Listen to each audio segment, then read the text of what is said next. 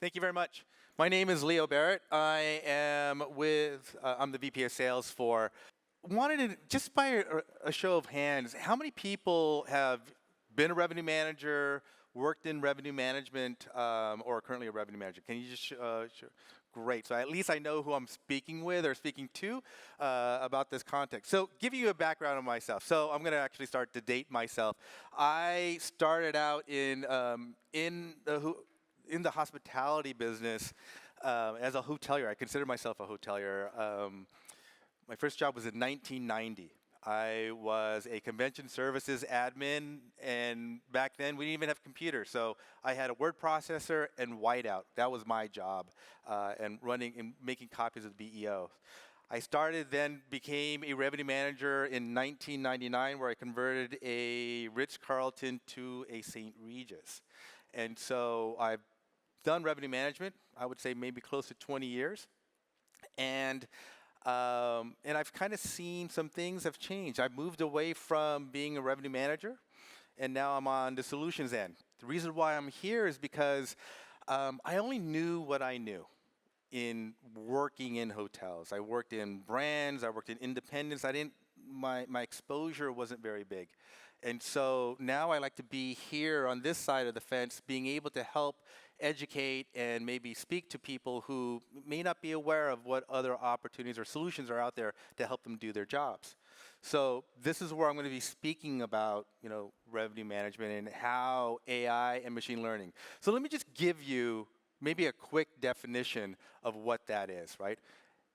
We've heard a lot today about artificial intelligence and machine learning. So machine learning is a part of artificial intelligence, AI. Machine learning is taking in all your data together, analyzing it, and providing options for you to make a decision.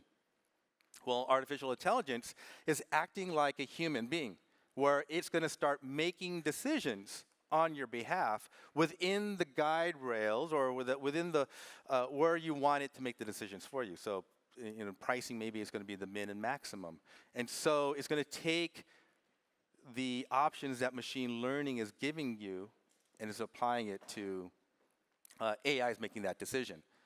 So what are the challenges that revenue managers face today? And so or maybe in recent years, but what I've done is I put a little graph here, and you start looking at what are the different tasks that you as revenue managers have to do on a weekly basis. And I kind of took some guesses here on what you kind of do in maybe in a 40-hour work week. These are the different tasks, and maybe these are the different hours you spend in a given week in order to do these tasks. And so so these are pretty labor-intensive jobs, and so it could take a lot of time in doing some of these functions. And so how does AI and machine learning help you do that? Well, it's the difference, especially in forecasting. Let's first talk about this concept here in forecasting. Well, when I was a revenue manager, and what my bosses was telling me and what I then bestowed onto the people who I managed, is we wanted to have a forecasting accuracy of plus or minus 5%. And so, or 95% accuracy. I myself was never accurate. I sucked at doing that job. So that was but I was hopefully sometimes lucky.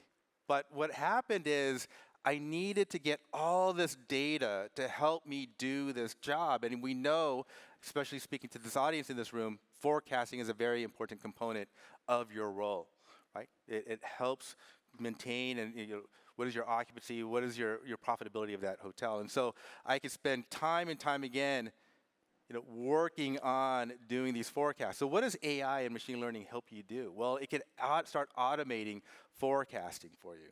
It can start looking at information that is real time, because sometimes when I would sit on and start my forecast, I could be like maybe day 2, day 3, and some of this data is already old. And so with a real-time data, real-time feed, it starts taking in all this data and starts helping you create this accurate forecast. Let's talk about pricing and doing dynamic pricing.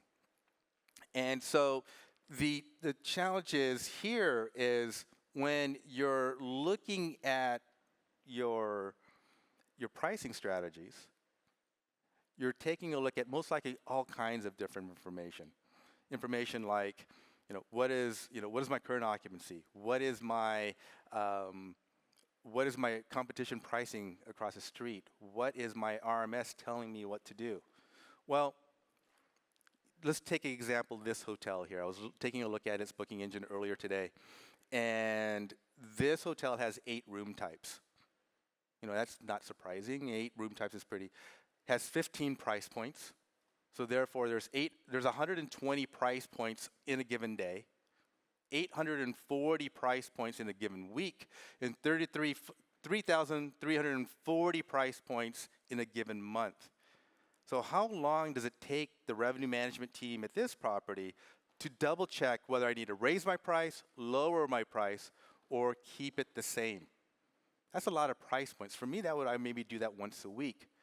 But imagine then, most likely, if you automize it, or if you say you want your RMS to make these changes for you, then what's happening is that it's going to start doing that maybe 3 or 4 times a day, maybe with your current system. But I believe AI now is going to start doing this on a more frequent basis, taking in a lot of that information, and it's going to be able to start doing this on an hourly basis and start testing that price elasticity.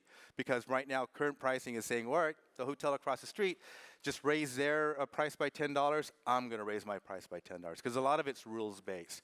To do all these, like for this property, to do all those room types and all those price points, I'm sure there's a lot of rules that are built in.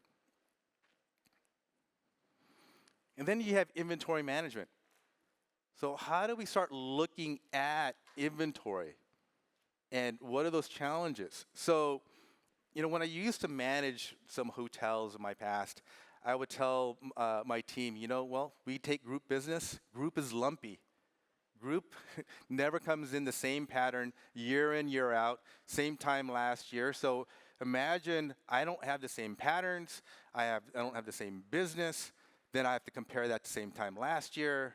I'm sure the hotel across the street has the same challenges. The market that I'm working in also has those same dynamic challenges.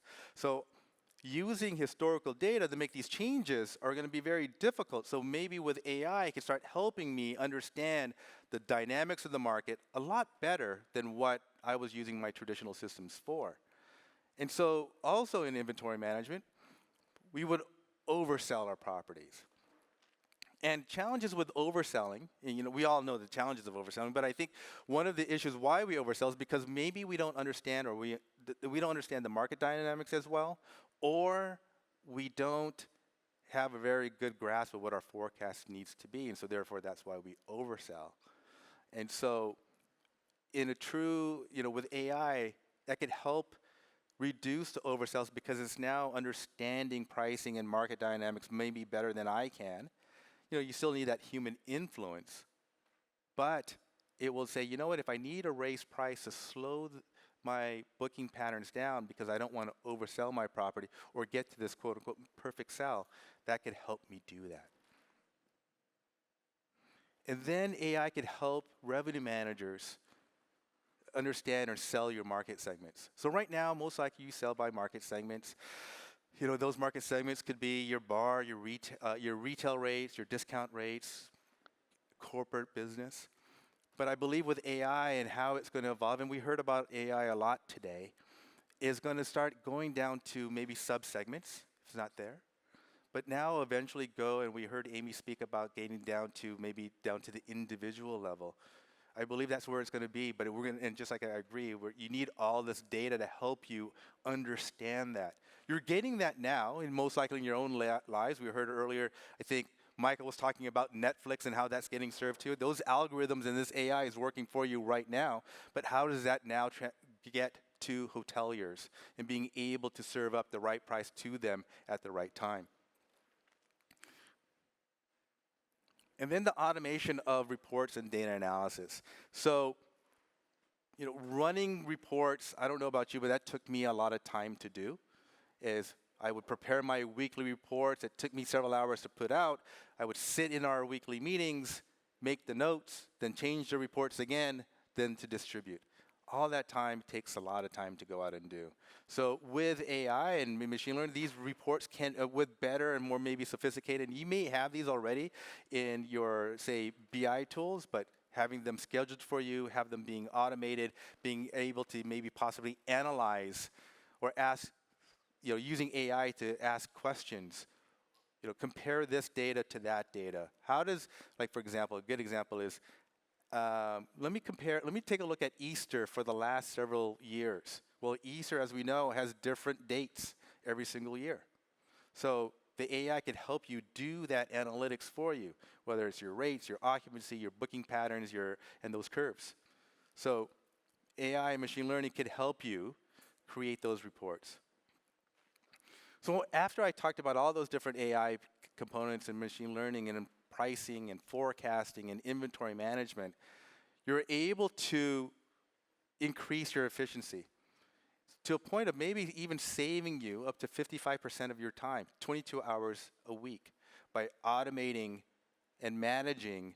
One is automating a lot of the reports, having the autonomous of rate pricing changes to make these changes for you and yielding your inventory for you. It's just a matter of how do you apply that into your hotel and your own work stream. So just to recap here, we have AI and machine learning that's going to help, that's being applied in revenue management, and I believe is evolving constantly in these next, especially in these next couple of years, and so forth. And it's going to empower revenue managers to take their tasks that they're doing now and being able to manage through exceptions. And in those exceptions, being able for you to adjust and be a little bit more, spend more time being more strategic than working on all these tasks. And so I have some time now, and I'll open up the floor for if there's any questions or comments.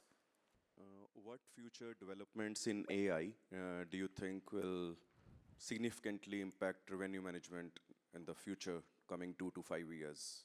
So not present and past, but what do you expect as the AI perspective, significant developments? So I think from an AI, that's a very good question. So I think from an AI standpoint, there's going to be maybe some big fields. One is, I think, first and foremost, is how it connects to your CRM to get into personalization and how you're going to price. So right now, there's technology out there that maybe you're doing geo-based pricing. So how do you even take that further? But then when you start adding in, companies like Marriott are moving into attribute-based selling.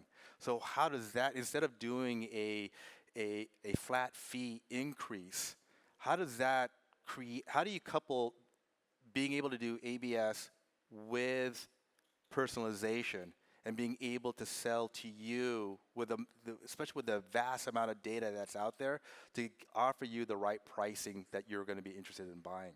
I think that's going to be definitely one.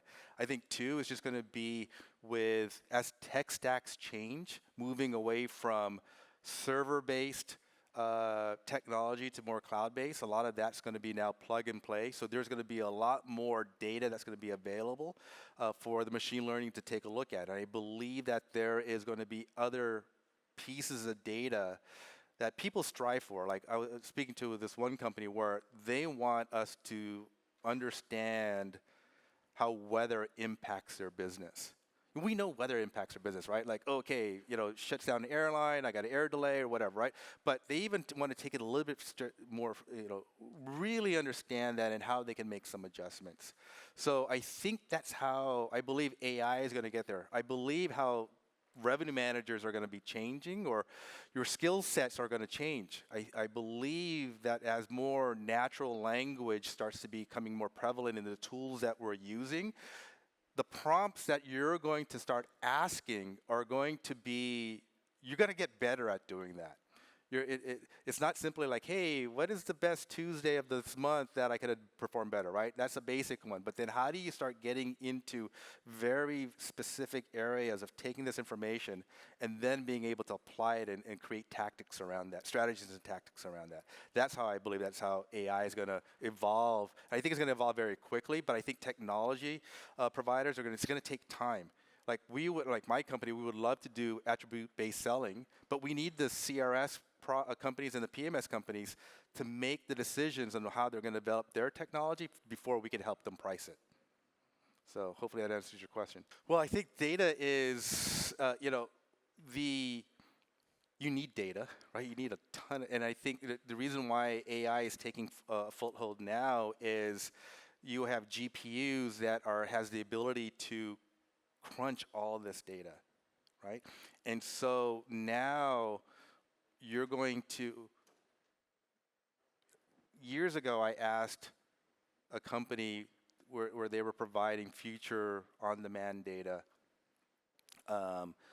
future on-the-books data, like I asked them for data. They said, what are you going to do with 1 million rows of data on a weekly basis? Now that's unheard of. Like, geez, 1 million rows is nothing now, right? That information is like, give me more. I believe that data is going to start powering a lot more of what we're able to do in price. And I believe that if you're not on board with that, but someone in your comp set will be. And I think that's what's going to end up happening. Well, great. Well, thank you very much. I have a question for you. Oh, yes, sir. I didn't raise my hand, but I have a question for you. I really enjoyed your session. My question is influence in decisioning. So okay. The revenue leader at the property is often the most informed about the data. Right. But isn't the person that solely makes all the decisions. There's influence across the hotel or the property, whether that's the general manager, the director of marketing, director of sales. How do you think that this revolution in technology could actually put more granular information in front of other stakeholders to sort of almost lead to that democratization? Because we still have this challenge where the big brain of the technology is sort of interfaced by one or two key people in the hotel. I think what happens is that imagine now everyone has that access to all this data, right? Your general manager, instead of asking the revenue manager or the revenue leader, they could go into the application and start asking it questions, right? And so it is, when I was doing revenue management, I was either told, hey, this is what your forecast needs to be or just demonstrate. No one believed in a bottom-up forecast. Yeah. Or, hey, I need you to hit a RevPAR index or a percentage change increase of whatever percentage. Make it happen, right? And so what's going to happen, I believe, is that when people are going to start having access to this data and seeing all this information, they'll be able to ask it questions.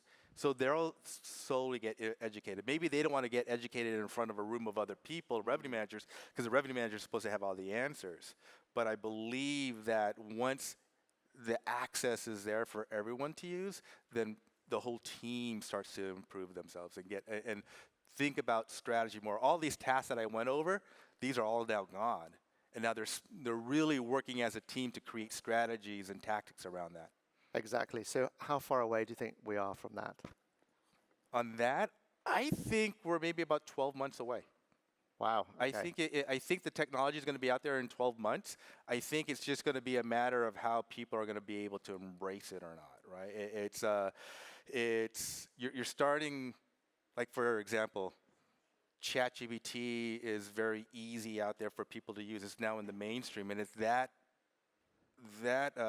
Gen AI is growing. We heard it earlier this morning, where this IQ level is going to be raising. Right? How do you, as a human, how do we keep up with that, right? So, I believe once those tools are now being brought into existing or applications that can accept that, I believe it's going to be like 12 to 18 months. I think that's what's holding companies back now, is just going to be able to have the time, the ability to take that information and put it into their systems. And I think this room here, we need to demand providers to get them there, right? We can't wait you have to talk to your providers and push them to make sure that they build it. Because if you don't say it, it doesn't get built. Yeah, I completely agree. And actually, one of the things that came across in what Leo was saying earlier is around that role of the general manager. I mean, I have a member of my team who regularly says, I'll give you the Twitter version, Alex. And what I think about with some of this technology and the interface is actually what the software companies don't do right now, even though we have plenty of chat and ChatGPT and Gemini and everything, none of them yet are giving general managers the text Twitter version as a feed. If I said to a general manager, I want you to log into RMS platform and explore discovery, data, everything, I don't think it's going to happen. But maybe if they had a Twitter feed in their pocket, Right. they might actually want to start interacting and asking a little bit more questions from the data. So I agree with you. I think we're close. We're just not quite there No, and yet. Yes. Yet. But I think it's going to be there very sooner than we think. Right? Exactly. Well, thank you so much. Thank you very you. much for joining us. Yes, pleasure.